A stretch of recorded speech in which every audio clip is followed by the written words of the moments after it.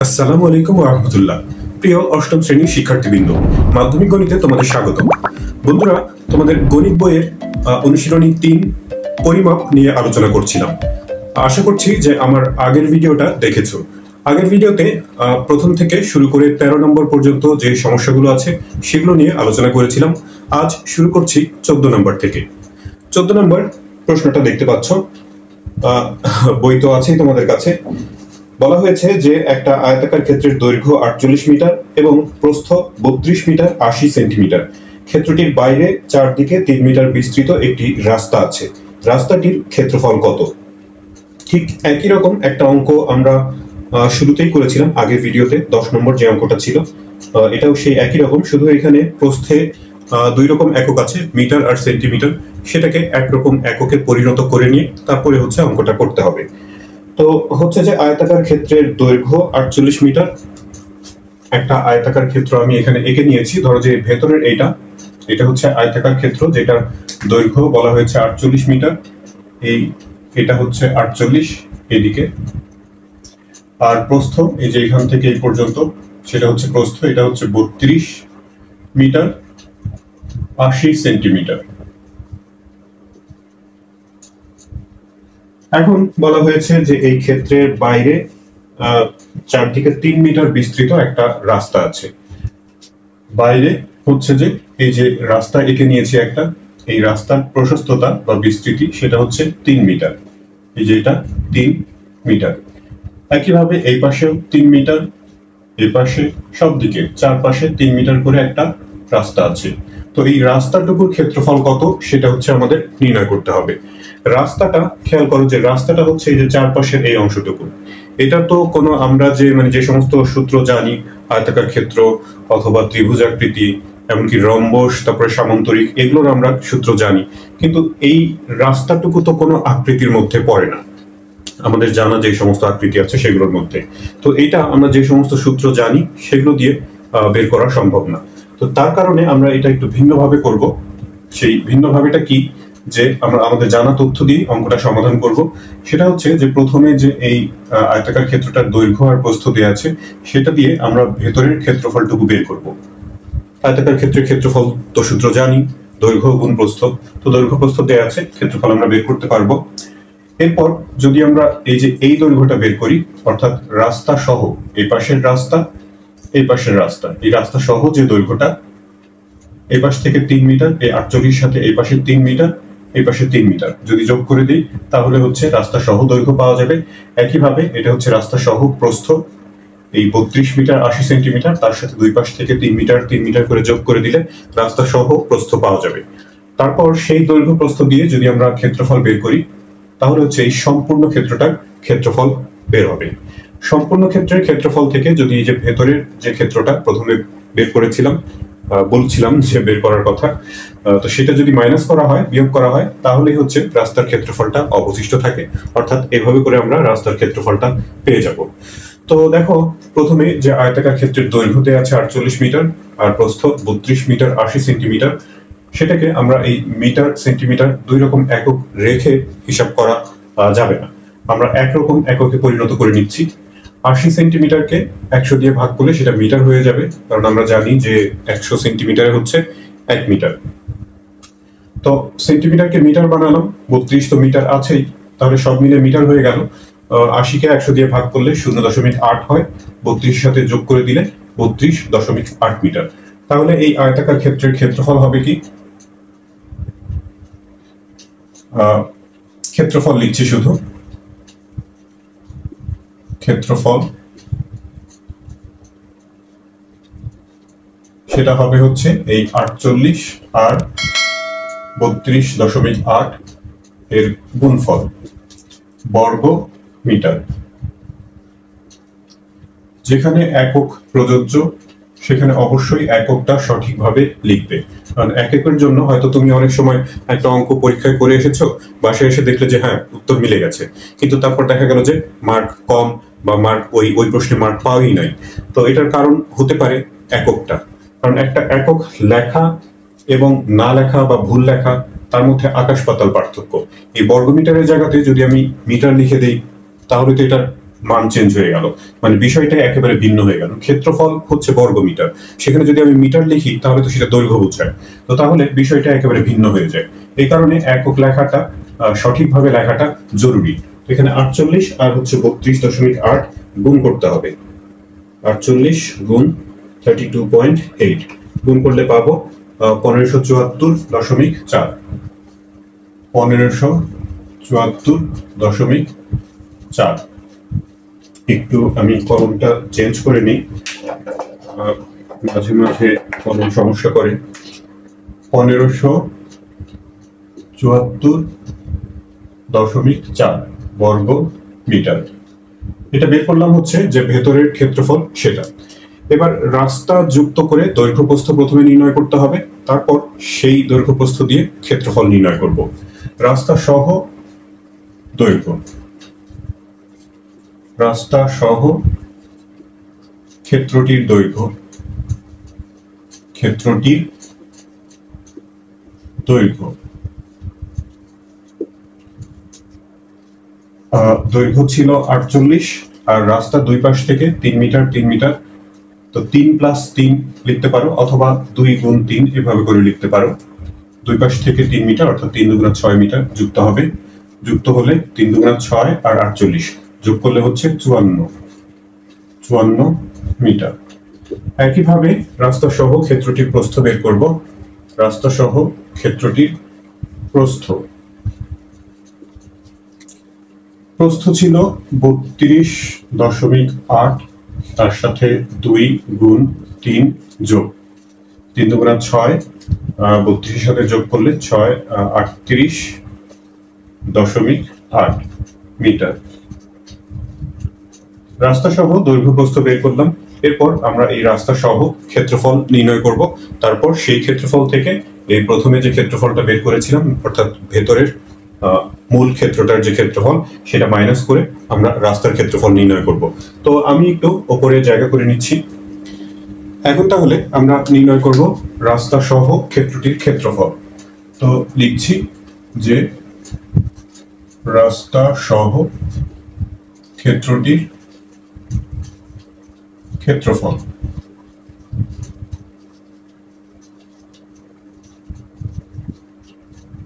রাস্তা সহ দৈর্ঘ্য হচ্ছে 54 মিটার আর প্রস্থ 38.8। গুণ করে যা হয় 54 আর 38.8, 54 গুণ 38.8 গুণ করলে পাবো 2095.2 বর্গ মিটার। এটা রাস্তা সহ ক্ষেত্রফল। এখান থেকে যে পূর্বের ক্ষেত্রফল ছিল সেটা মাইনাস করব, মাইনাস করলে রাস্তার ক্ষেত্রফল পাওয়া যাবে। রাস্তা সহ রাস্তার ক্ষেত্রফল, রাস্তার ক্ষেত্রফল এই 2095.2। এখান থেকে পূর্বের যে ক্ষেত্রফল, পূর্বের ক্ষেত্রফলটা আমি সেটা লিখে না রেখে মুছে ফেলেছি। সেটা ছিল হচ্ছে 48 আর 32.8 এর গুণফল 1574.4, 1574.4 বর্গ মিটার। এখন এই দুইটা বিয়োগ করে দিলে আমরা আমাদের উত্তর, কাঙ্ক্ষিত উত্তর সেটা পেয়ে যাব। 2095.2 থেকে বিয়োগ করতে হবে 1574.4, বিয়োগ করলে পাবো 520.8। তাহলে এটাই হচ্ছে এত বর্গ মিটার। এটাই হচ্ছে আমাদের যে রাস্তার ক্ষেত্রফল বের করতে বলা হয়েছে, সেই রাস্তার ক্ষেত্রফল। বন্ধুরা, পরের যে প্রশ্নটা 15 নম্বর, সেটা আগের 14 নম্বরের মতোই, শুধু 14 নম্বরে হচ্ছে আয়তক্ষেত্রের কথা বলা হয়েছিল আর 15 নম্বরে বর্গের কথা বলা হয়েছে।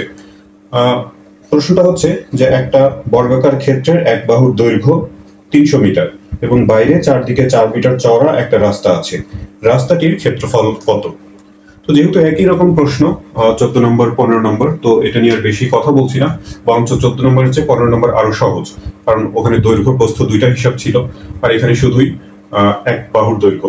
বর্গের ক্ষেত্রফল এক বাহু গুণ এক বাহু বা বাহুর স্কয়ার করলেই তো ক্ষেত্রফল পাওয়া যায়, এখানে দৈর্ঘ্য প্রস্থ আর আলাদাভাবে প্রয়োজন নাই। তো এই যে এটা হচ্ছে ভেতরের ক্ষেত্রটা, এটা হচ্ছে যে বর্গের কথা বলা হয়েছে, যেটার বাহুর দৈর্ঘ্য হচ্ছে 300 মিটার, আর বাইরে 4 মিটার চওড়া একটা রাস্তা আছে।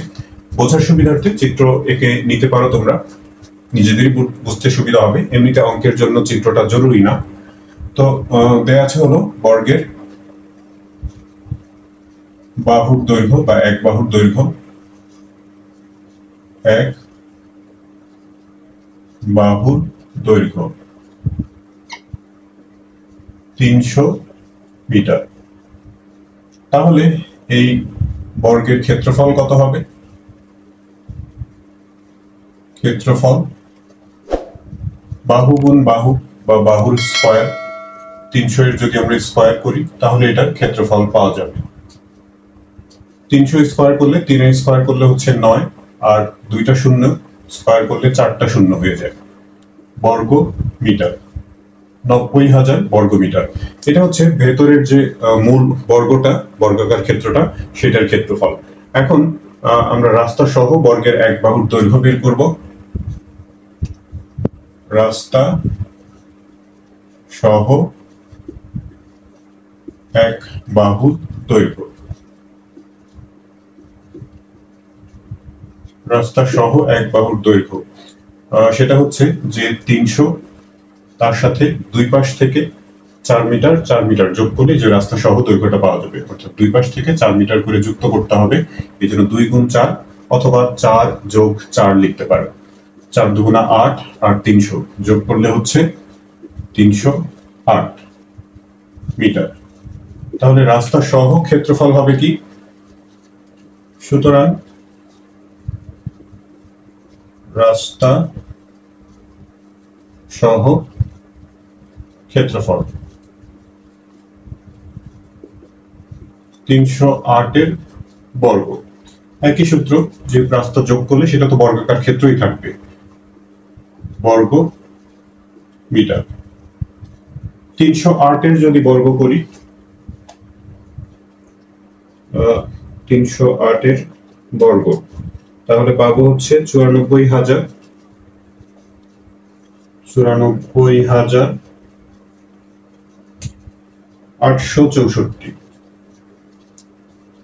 বর্গ মিটার। এটা হচ্ছে রাস্তা সহ ক্ষেত্রফল, আর এটা শুধুই বর্গটার ক্ষেত্রফল। এই দুটো যদি বিয়োগ করি তাহলেই রাস্তাটার ক্ষেত্রফল পাওয়া যাবে।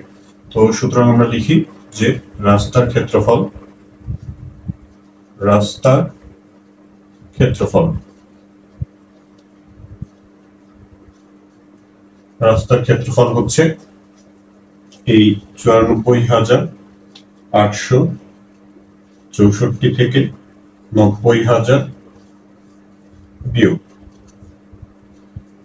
বর্গ মিটার। বিয়োগ করলে হবে এটা হচ্ছে 94,000, 4,800, 9টা শুধু সামনের 9টা শুধু বাদ দিলে হয়ে গেল বিয়োগ 4,864। বুঝতে পারছো আশা করি, আমার মার্কার মাঝে মাঝে সমস্যা করছে। বর্গ মিটার।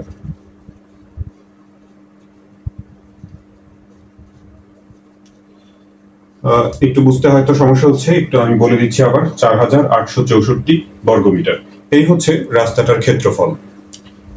এরপরে 16 নম্বরে বেশ ছোট্ট একটা প্রশ্ন, মানে সমাধানটা ছোট। বলা হয়েছে যে একটা ত্রিভুজাকৃতি জমির ক্ষেত্রফল 264 বর্গ মিটার, এর ভূমি 22 মিটার হলে উচ্চতা নির্ণয় করো। ত্রিভুজাকৃতি ভূমির জমির ক্ষেত্রফল দেয়া আছে, আর হচ্ছে ভূমির মাপ দেয়া আছে, ভূমির দৈর্ঘ্য, উচ্চতা বের করতে হবে। ত্রিভুজাকৃতি বা ত্রিভুজের ক্ষেত্রফলের সূত্র আমরা জানি নিশ্চয়ই, যে 1/2 বা হাফ গুণ ভূমি গুণ উচ্চতা। তো ক্ষেত্রফল দেয়া আছে, ভূমি দেয়া আছে, আমাদের হচ্ছে উচ্চতা নির্ণয় করতে হবে। তো তথ্য যেগুলো দেওয়া আছে সেগুলো একটু লিখে নেওয়া হয়েছে। ত্রিভুজাকৃতি জমির ক্ষেত্রফল হচ্ছে 264 বর্গমিটার, ভূমি 22 মিটার, আমাদের উচ্চতা নির্ণয় করতে হবে। আমরা যে সূত্র জানি, আমরা জানি ত্রিভুজের ক্ষেত্রফল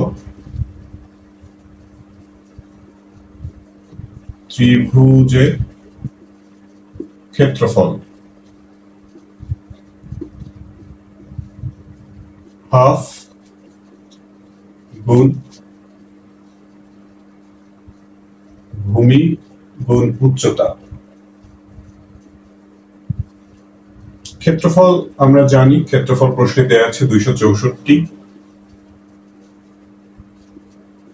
এপাশে হাফ গুণ ভূমি হচ্ছে 22 মিটার, উচ্চতা জানি না, উচ্চতাটা এইরকমই রেখে দিলাম, উচ্চতা নির্ণয় করতে হবে। এই 2 এর সাথে 22 কেটে দিলে 11 হয়, তার মানে এই পাশে থাকলে হচ্ছে 11 গুণ উচ্চতা। সেই অংশটুকু আমরা বাম পাশে লিখছি 11 গুণ উচ্চতা, আর বাম দিকে যে 264 ছিল সেটাকে ডান পাশে নিয়ে লিখি। দুইটা পক্ষই যখন এরকম পার্শ্ব পরিবর্তন করা হয় তখন কিন্তু চিহ্ন পরিবর্তনের কোনো ব্যাপার স্যাপার নাই। তো আমরা উচ্চতা বের করব। 11 এখানে গুণ অবস্থায় আছে, 11কে ওই পাশে নিয়ে যদি ভাগ করে দেই, 264কে 11 দিয়ে ভাগ, মনে হচ্ছে সহজ ভাগ। 26-এর মধ্যে প্রথমে 2 বার যাবে, 11 দুগুণা 22, তারপরে 4 4 44 থাকবে, 44-এর মধ্যে 4 বার। হ্যাঁ, উচ্চতা তাহলে হচ্ছে 44, একক ছিল মিটার, উচ্চতা হচ্ছে 24 মিটার। তো যে ত্রিভুজাকৃতি জমির কথা বলা হয়েছিল সেটা তাহলে আমরা উচ্চতা পেলাম 24 মিটার।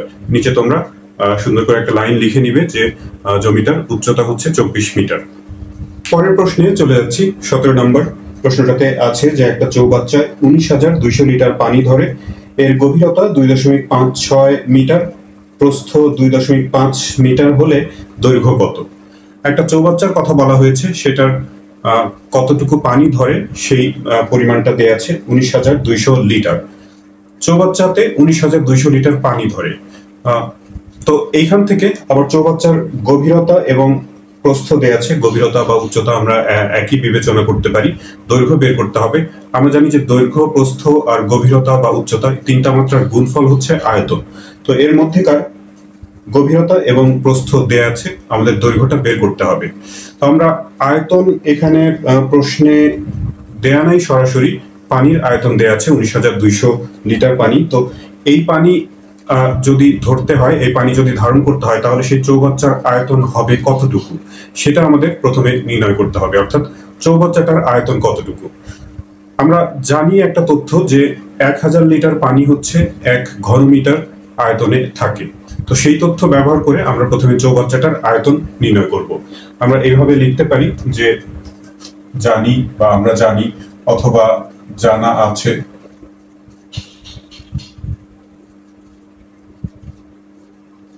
1,000 লিটার পানি ধরে। একটু ঐকিক নিয়মে হিসাব করি, অবশ্য ঐকিক নিয়মে না করে এখানে যে চৌবাচ্চার ধারণ ক্ষমতা আছে সেটাকে জাস্ট 1,000 দিয়ে ভাগ করেও আয়তনটা বের করে নিতে পারো। 1,000 লিটার পানি ধরে 1 ঘনমিটার আয়তনে, 1 ঘনমিটার আয়তনে। তাহলে 1 লিটার পানি ধরে হচ্ছে 1/1000 ঘনমিটার আয়তনে। আর প্রশ্নে যেটা দেয়া আছে 19,200, হ্যাঁ 19,200 লিটার পানি ধরে, 19,200 ওপরে গুণ হয়ে যাবে, নিচে হলো 1,000 ঘনমিটার আয়তনে। এটা ভাগ করলে 3টা শূন্য আছে, 3 ঘর আগে দশমিক দিয়ে দিলেই হয়ে যায়, অর্থাৎ 1 2 3, 2 এর আগে একটা দশমিক দিলেই ভাগ হয়ে যায়, 19.2। দশমিকের পর যে অঙ্কগুলো থাকে তারপরে শূন্যের কোনো দাম নাই, তো আমরা শুধু 19.2 ঘনমিটার লিখতে পারি, এত ঘনমিটার আয়তনে। তার মানে হচ্ছে যে ওই চৌবাচ্চাটার আয়তন 19.2 ঘনমিটার। এখন চৌবাচ্চাটার গভীরতা এবং প্রস্থ দেয়া আছে, আমাদের বের করতে হবে হচ্ছে দৈর্ঘ্য। এখন আবার আমরা জানি যে আয়তন সমান আবার অথবা এভাবে করে লিখতে পারি দৈর্ঘ্য গুণ প্রস্থ গুণ, এখানে গভীরতা আছে, গভীরতা আর উচ্চতা একই কথা, গভীরতা আছে তো আমরা গভীরতাই লিখছি। গভীরতা সমান সমান হচ্ছে আয়তন। আয়তন তিনটা মাত্রার গুণফল, মাত্রাগুলো যেই নামেই ডাকা হোক তাতে আসলে কিছু যায় আসে না। তো এই দৈর্ঘ্যটা আমাদের বের করতে হবে। দৈর্ঘ্য, প্রস্থ দেয়া আছে হলো 2.5, 2.5 আর গভীরতা হচ্ছে 2.56। আয়তন আমরা যেটা নির্ণয় করেছি 19.2। তাহলে দৈর্ঘ্য বের করতে গেলে এই সংখ্যা দুইটা দৈর্ঘ্যের সাথে এপাশে গুণ অবস্থায় আছে, ডান পাশে নিয়ে গেলে সেটা 19.2 এর সাথে ভাগ হয়ে যাবে। 19.2 হচ্ছে ওপরে আর এই 2.5 এবং 2.56 নিচে। এটা ভাগ করলে যে মান পাবো সেটাই হচ্ছে চৌবাচ্চাটার দৈর্ঘ্য। বাকি কাজ ক্যালকুলেটরের। 19.2 কে ভাগ করব আমরা প্রথমত 2.5 দিয়ে, আরো ভাগ করব 2.56 দিয়ে, তাহলে পাওয়া যাবে হচ্ছে পূর্ণ সংখ্যা একটা 3। তার মানে চৌবাচ্চাটার দৈর্ঘ্য হচ্ছে 3 মিটার। আমি এখানেই এটা মিটার লিখে দিলাম, তোমরা শেষে প্রত্যেকটা অঙ্কেরই হিসাব করার শেষে প্রশ্নের মতো করে একটা লাইন, একটা বাক্য সুন্দর করে লিখবে, যে যেমন এখানে ধরো যে চৌবাচ্চাটির দৈর্ঘ্য 3 মিটার। শিক্ষার্থী বন্ধুরা, এবারে দেখো 18 নম্বর প্রশ্নটা। বলা হয়েছে যে স্বর্ণ পানির তুলনায় 19.3 গুণ ভারী। আয়তাকার একটি স্বর্ণের বারের দৈর্ঘ্য 7.8 সেন্টিমিটার, প্রস্থ 6.4 সেন্টিমিটার এবং উচ্চতা 2.5 সেন্টিমিটার। স্বর্ণের বারটির ওজন কত? প্রথমেই বলা হয়েছে যে স্বর্ণ পানির তুলনায় হচ্ছে 19.3 গুণ ভারী। তারপর স্বর্ণের বারের দৈর্ঘ্য, প্রস্থ, উচ্চতা দেয়া আছে, সেই স্বর্ণের বারের ওজন বের করতে হবে। তো স্বর্ণের বারের সাথে, এখানে স্বর্ণের সাথে পানির ওজনের একটা সম্পর্ক দেয়া আছে। আমরা প্রথমে যদি পানির ওজন বের করতে পারি, তার সাথে 19.3 গুণ করে স্বর্ণের ওজন বের করা সম্ভব। তো পানির ওজনের সাথে আবার মানে আয়তনের কি সম্পর্ক, সেরকম কোনো সম্পর্ক অবশ্য দেয়া নাই। আমাদের এখানে একটা মানে মুখস্থ তথ্য ব্যবহার করতে হবে, সেটা হচ্ছে যে 1 ঘন সেন্টিমিটার পানির ওজন হচ্ছে 1 গ্রাম। আসলে এটা ওজন না, আমরা এখানে ব্যবহারিক জীবনে ওজন, ভর একই রকম মানে কাজে ব্যবহার করি। আসলে এটা ভর হওয়ার কথা, কিন্তু এখানে ওজন, বইতেও আসলে ওজনই লেখা থাকে, আমরা ওজনই বলছি, বুঝতে পারলেই হলো। এখানে আসলে এত সূক্ষ্ম পার্থক্য দিয়ে আমাদের কোনো কাজ নেই আপাতত। তো স্বর্ণের বারের দৈর্ঘ্য, প্রস্থ, উচ্চতা দেয়া আছে, এটা দিয়ে আমরা স্বর্ণের বারটার আয়তন বের করতে পারি।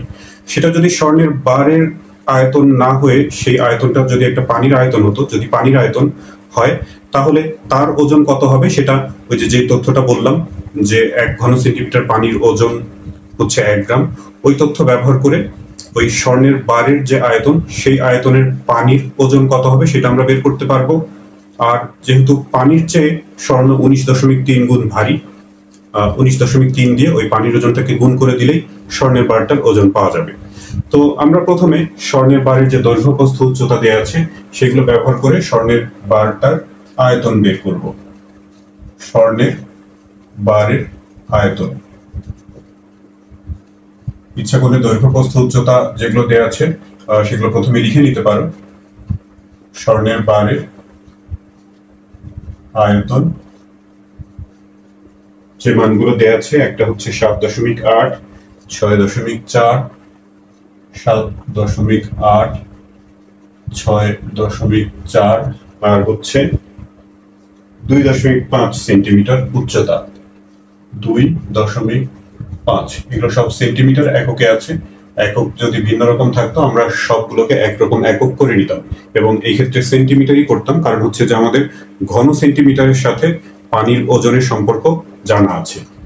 তো এগুলো গুণ করে দিলে ঘন সেন্টিমিটার হবে। গুণ করলে হবে হচ্ছে, গুণ করি, 7.8 গুণ 6.4 তার সাথে গুণ করতে হবে 2.5, গুণ করলে পাবো 124.8। 124.8, এটা হচ্ছে ঘন সেন্টিমিটার, সেমি। স্বর্ণের বারটার আয়তন পেলাম আমরা, কিন্তু স্বর্ণের বারের আয়তনের সাথে তো ওজনের সম্পর্ক জানি না। পানির আয়তনের সাথে আমরা ওজনের সম্পর্ক জানি।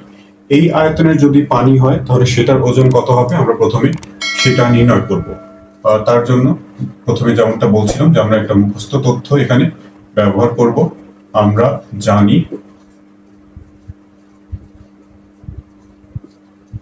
1 ঘন সেন্টিমিটার পানির ওজন, ঘন সেন্টিমিটার পানির ওজন 1 গ্রাম। তাহলে এই 124.8 ঘন সেন্টিমিটার পানির ওজন হবে, একের সাথে এটা গুণ, এটা তো আর গুণ করে দেখানোর কিছু নাই, এটা একের সাথে গুণ করলে এটাই হবে 124.8 গ্রাম। এটা হচ্ছে যদি সেটা পানি হয়, এই আয়তনে যদি পানি হয় সেই পানির ওজন হবে 124.8 গ্রাম। কিন্তু এটা তো পানি না, স্বর্ণের বার, স্বর্ণের বারের ওজন বের করতে হবে। এখন স্বর্ণের সাথে পানির সম্পর্ক প্রশ্নের প্রথমেই দেয়া আছে যে স্বর্ণ হচ্ছে পানির তুলনায় 19.3 গুণ ভারী। হ্যাঁ, 19.3 গুণ। তো এই তথ্যটা লিখে নিতে পারো এখানে যে দেওয়া আছে স্বর্ণ পানির তুলনায় 19.3 গুণ ভারী। লিখে নিয়ে সুতরাং আমি এখানে সেই কথাটা লিখলাম না, আমি সরাসরি স্বর্ণের বারের ওজনটা নির্ণয় করছি। সুতরাং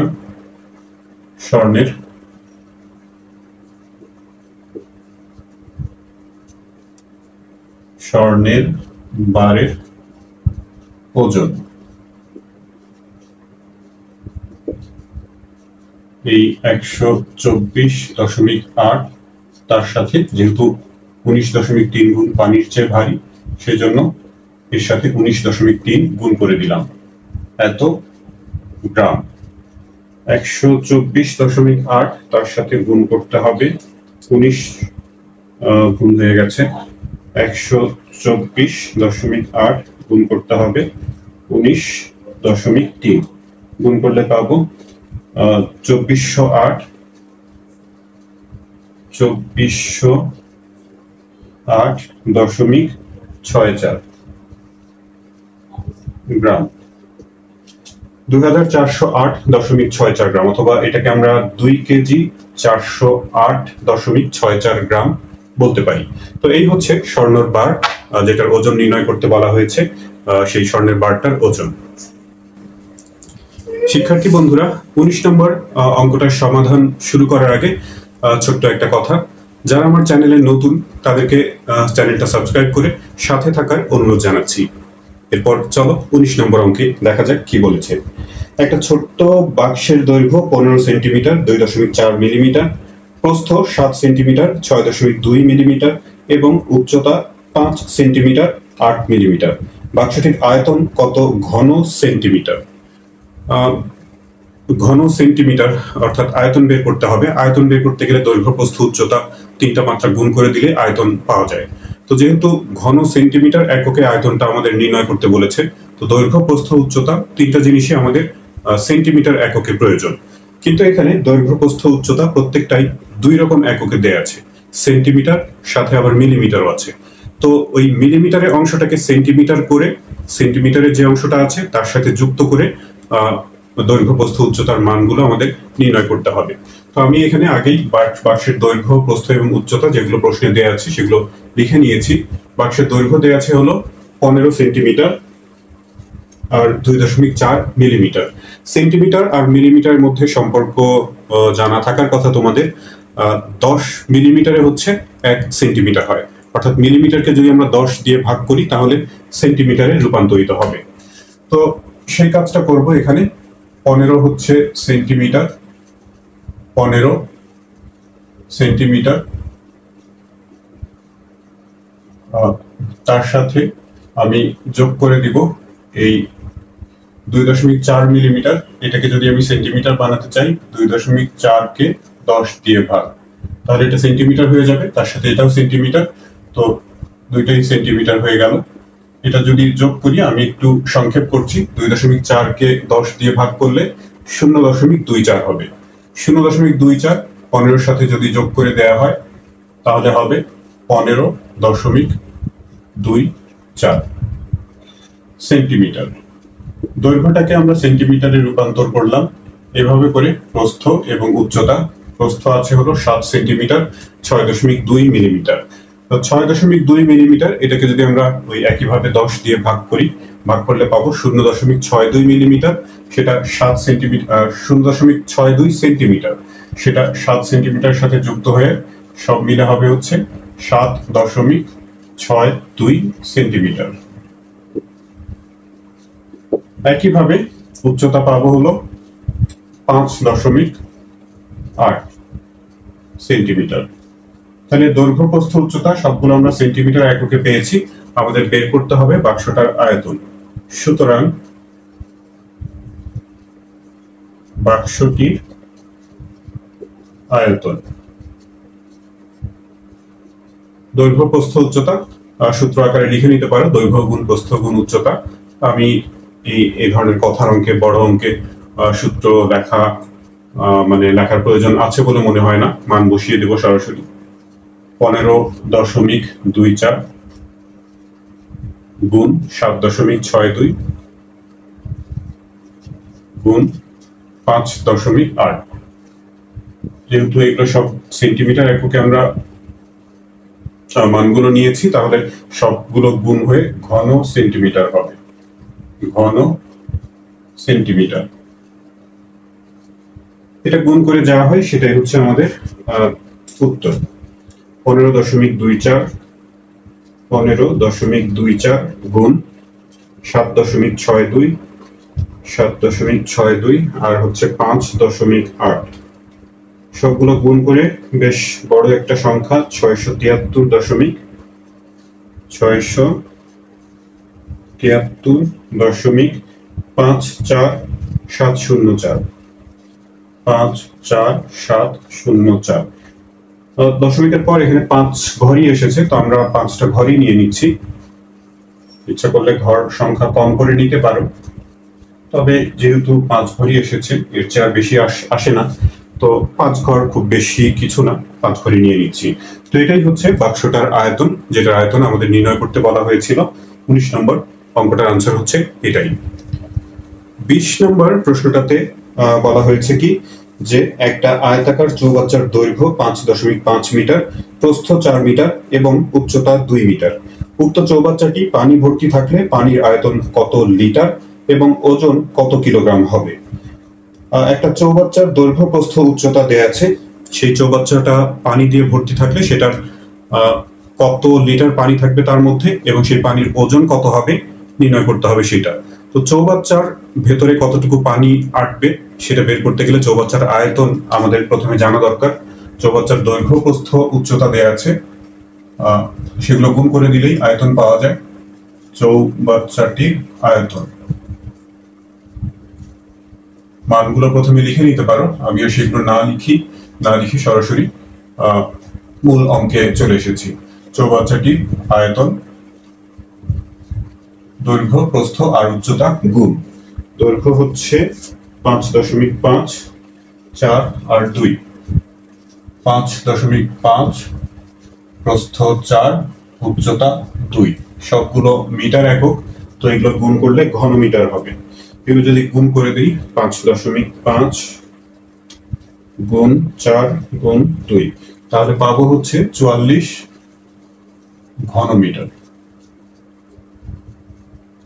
আমাদের বলেছে যে এই চৌবাচ্চায় কত লিটার পানি থাকবে এবং সেই পানির ওজন কত কিলোগ্রাম।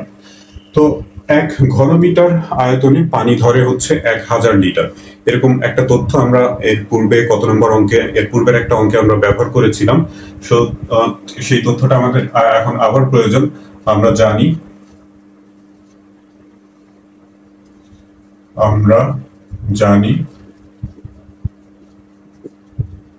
1 ঘনমিটার আয়তনে পানি থাকে বা পানি ধরে,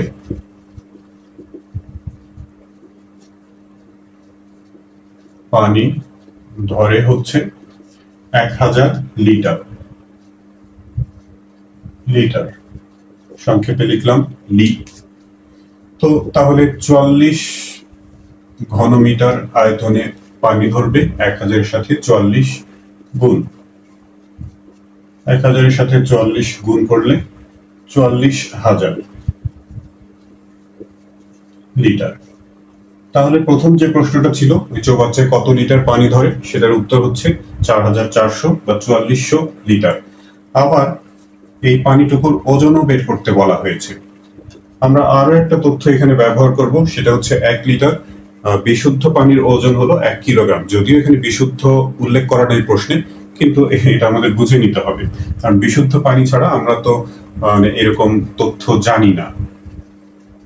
তো আবার হচ্ছে 1 লিটার পানির ওজন,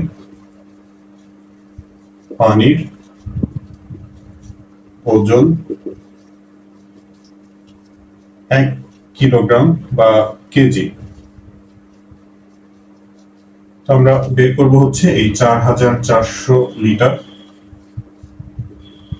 পানি, তার ওজন কত। তো 1 লিটারের ওজন 1 কেজি, 4400 লিটারের ওজন 1 এর সাথে 4400 গুণ হয়ে যাবে। 1 এর সাথে তো আর গুণ করার প্রয়োজন নাই, 1 দিয়ে যাকেই গুণ করব সেটাই হবে। তো 4400 কেজি, এটাই হচ্ছে ওই পানিটুকুর ওজন, অর্থাৎ আয়তন আর হচ্ছে ওজন দুইটা একই এই ক্ষেত্রে, 4400 লিটার এবং তার ওজনও 4400 কেজি। তো শিক্ষার্থী বন্ধুরা, এই ভিডিওটার দৈর্ঘ্য বেশ অনেকখানি অলরেডি হয়ে গেছে। তো পরবর্তী অঙ্কগুলো নিয়ে অন্য কোনো ভিডিওতে হাজির হব। এই ভিডিও থেকে তোমরা যদি উপকৃত হয়ে থাকো তাহলে চ্যানেলটি সাবস্ক্রাইব করার এবং বন্ধুদের সাথে শেয়ার করার অনুরোধ জানাচ্ছি। তোমরা সবাই ভালো থাকবে, প্রার্থনা তোমাদের সবার জন্য। আল্লাহ হাফেজ।